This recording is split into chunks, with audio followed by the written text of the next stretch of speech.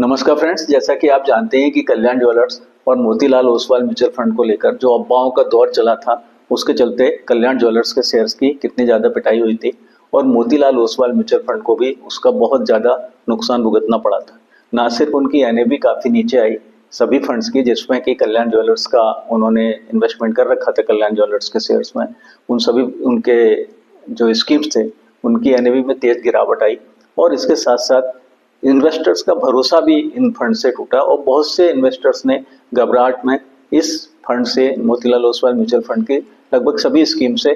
काफ़ी पैसा भी निकालना शुरू कर दिया। और वो भी तब जबकि कोई ऐसा प्रूफ नहीं आया की तरफ से या इनकम टैक्स डिपार्टमेंट की तरफ से कि वास्तव में कोई इनकम टैक्स डिपार्टमेंट ने रेड डाली थी कल्याण ज्वेलर्स पे या मोतीलाल ओसवाल के म्यूचुअल फंड पे, या मोतीलाल ओसवाल म्यूचुअल फंड को किसी भी चीज में, किसी भी अपराध में, किसी भी आरोप में बुक किया गया हो या इवन आरोप लगाए गए हों। लेकिन सिर्फ अफवाहों के आधार पर इन्वेस्टर्स का कितना नुकसान हो जाता है, इसकी कल्पना आप कर सकते हैं। अभी देखिए, अफवाहों के पीछे जो सोशल मीडिया पर फैली कुछ भी हो सकता है कोई ऐसे ऑपरेटर्स हो, कोई ग्रुप हो जो सस्ते प्राइस पे कल्याण ज्वेलर्स के शेयर्स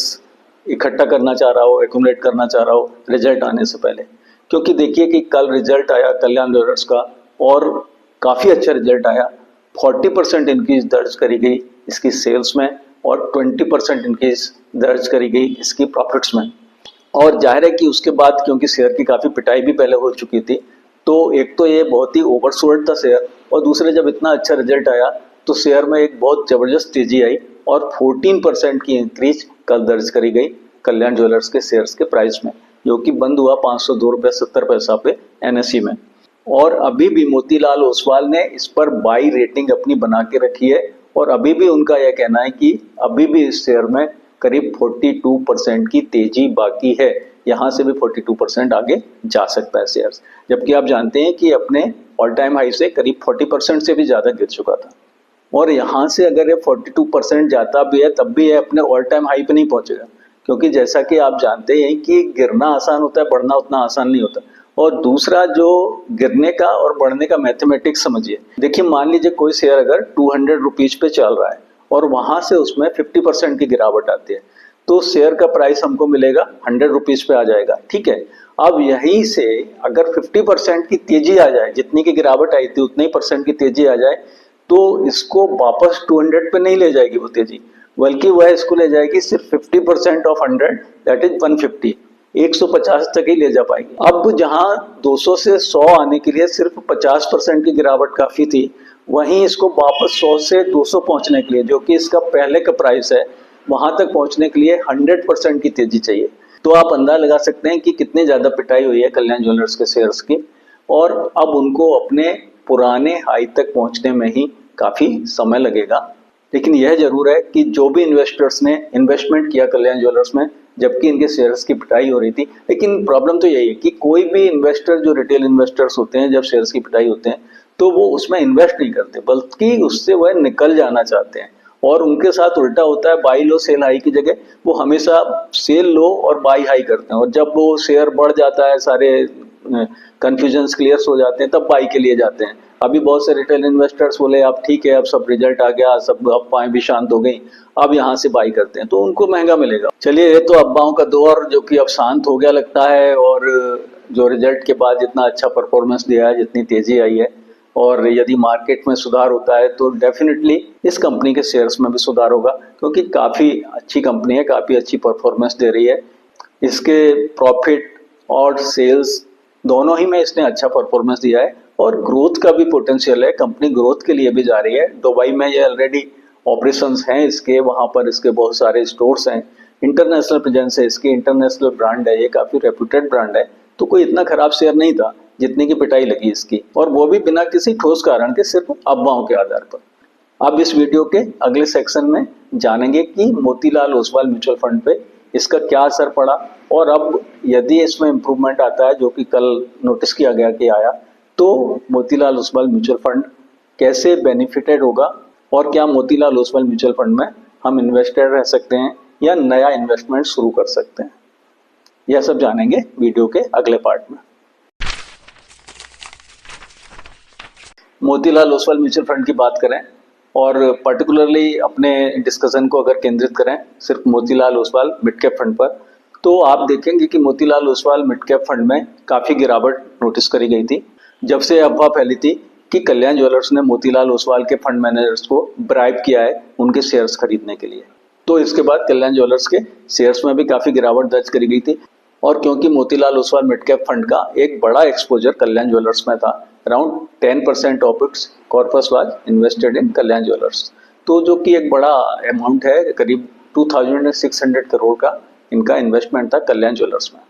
तो जाहिर है कि जब कल्याण ज्वेलर्स के शेयर्स में काफी तेजी से गिरावट आई, करीब 40% के नीचे आ गए, तो इस फंड की एनएवी में भी एक भारी गिरावट दर्ज करी गई। और इसी के चलते पिछले एक महीने में इसका परफॉर्मेंस काफी खराब रहा, और जिसके कारण इसकी एनएवी घटकर पिछले एक महीने में 14% की गिरावट दर्ज करी गई इसकी एनएवी में, जबकि कैटेगरी में यह गिरावट दर्ज करी गई सिर्फ 8% की। लेकिन इस फंड की परफॉर्मेंस में सुधार का सिलसिला ऑलरेडी शुरू हो चुका है। पिछले सप्ताह जहां मिड कैप कैटेगरी में गिरावट दर्ज करी गई -3% की, वहीं Motilal Oswal mid cap fund में यह गिरावट सिर्फ 1% रही। जैसा कि आप जानते हैं कि Motilal Oswal mid cap fund की परफॉर्मेंस पिछले सभी टाइम फ्रेम्स में काफी अच्छी रही है। 1 ईयर, 3 ईयर, 5 ईयर, 10 ईयर सभी टाइम फ्रेम में इसने अपने कैटेगरी एवरेजेस को पीछे छोड़ा है और काफी अच्छा परफॉर्म किया है। अब भी पिछले साल तो इसका परफॉर्मेंस काफी अच्छा रहा है, जबकि इसने 33% के रिटर्न्स जनरेट करके दिए। वहीं कैटेगरी एवरेज पिछले एक वर्ष में रहा है सिर्फ 17%। तो बहुत अच्छे मार्जिन से इसने कैटेगरी एवरेज को आउट परफॉर्म किया है 1 ईयर के टाइम फ्रेम में। इसके अलावा फंड की जो इन्वेस्टमेंट स्ट्रेटेजी है वो काफी फोकस्ड है और बहुत ही लिमिटेड शेयर्स में इन्वेस्ट करता है। यह अराउंड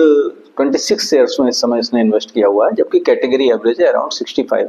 तो 26 शेयर में इन्वेस्टमेंट करने से इसको फायदा यह होता है कि यह अच्छे शेयर्स में, जो ग्रोथ ओरिएंटेड शेयर्स होते हैं, जिनमें ग्रोथ की बहुत अधिक संभावनाएं होती है, हाई पी शेयर्स में यह इन्वेस्ट करता है। अब भी देखिए, जहां कैटेगरी का पी रेशियो जो शेयर्स में इन्वेस्ट किया है कैटेगरी ने वो है अराउंड 28%, वहीं पर Motilal Oswal mid cap fund का जो पी रेशियो है इनके पोर्टफोलियो का वो है 69%। मीन्स कि यह ऐसे कंपनीज में इन्वेस्ट करता है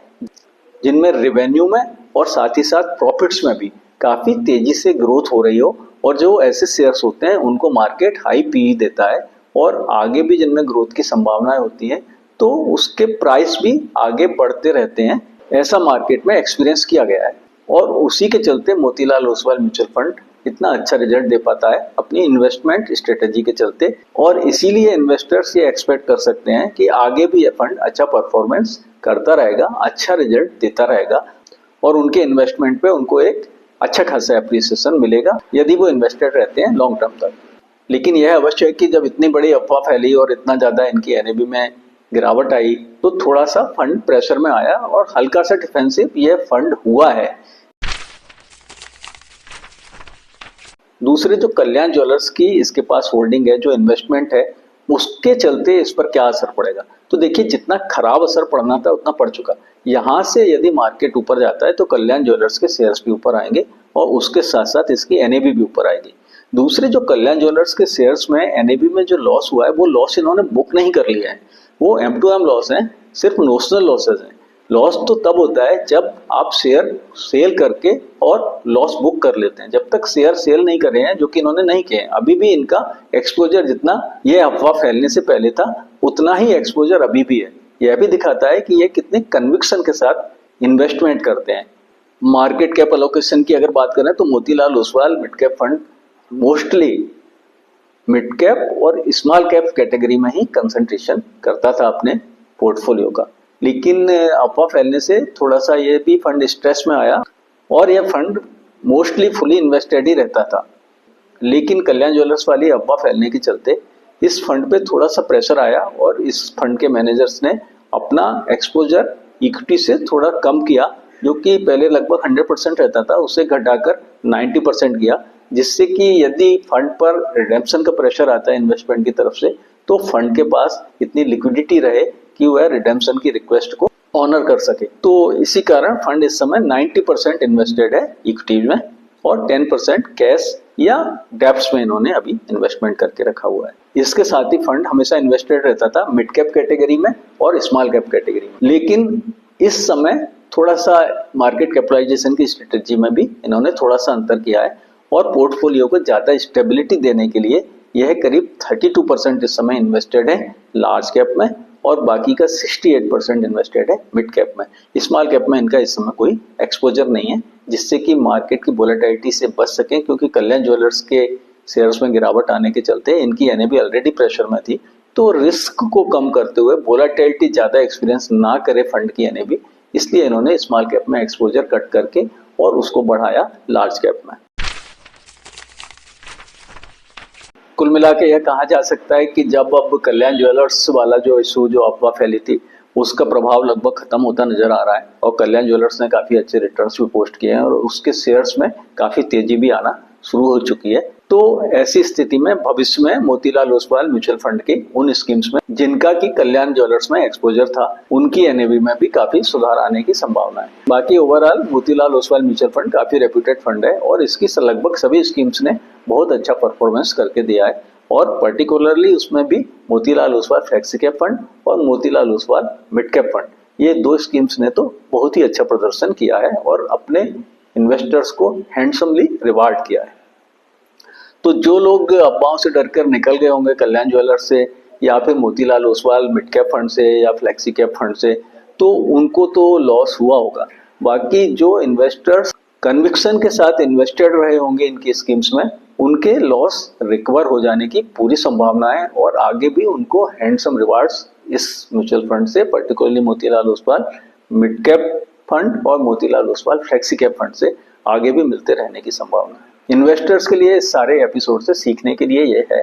कि अफवाहों के चलते आप डिसीजंस नहीं लें और घबराहट में मार्केट में जब गिरावट है या किसी आपके म्यूचुअल फंड में गिरावट है तो उससे एग्जिट ना लें, बल्कि अपनी एसआईपी जारी रखें और हो सके तो थोड़ा बहुत उसमें इन्वेस्टमेंट बढ़ाएं। लमसम भी करना चाहें तो पार्ट्स में, यदि आपके पास 100 रुपया है तो 10 रुपया 5 रुपया करके इस तरह से उसमें इन्वेस्टमेंट शुरू करें, जिससे कि आपको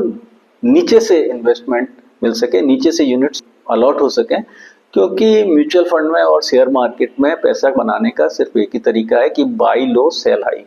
तो बाई लो यदि आप नहीं करेंगे, जब नीचे गिरा हुआ होगा मार्केट, तो बाई करने के बजाय यदि आप सेल करने के लिए जाएंगे तो फिर आप म्यूचुअल फंड में या शेयर मार्केट में अच्छे रिटर्न्स एक्सपेक्ट नहीं कर सकते। जहां तक शेयर मार्केट में डायरेक्ट इन्वेस्टमेंट की बात है तो वह आपको अवॉइड करना चाहिए, आपको म्यूचुअल फंड के द्वारा ही जाना चाहिए, क्योंकि म्यूचुअल फंड से आपको काफी डाइवर्सिफिकेशन और फंड मैनेजर्स की काफी एक्सपर्टाइज मिल जाती है और जितने भी इक्विटी म्यूचुअल फंड्स हैं वो आपको लॉन्ग टर्म में बहुत अच्छे रिटर्न्स जनरेट करके देते हैं और लॉन्ग टर्म वेल्थ क्रिएट करने के लिए एक बहुत अच्छा व्हीकल है म्यूचुअल फंड इन्वेस्टमेंट। यह वीडियो सिर्फ एजुकेशनल पर्पज के लिए है, यह कोई इन्वेस्टमेंट एडवाइस या रिकमेंडेशन नहीं है। इस वीडियो में इतना ही, मिलते हैं अगले वीडियो में।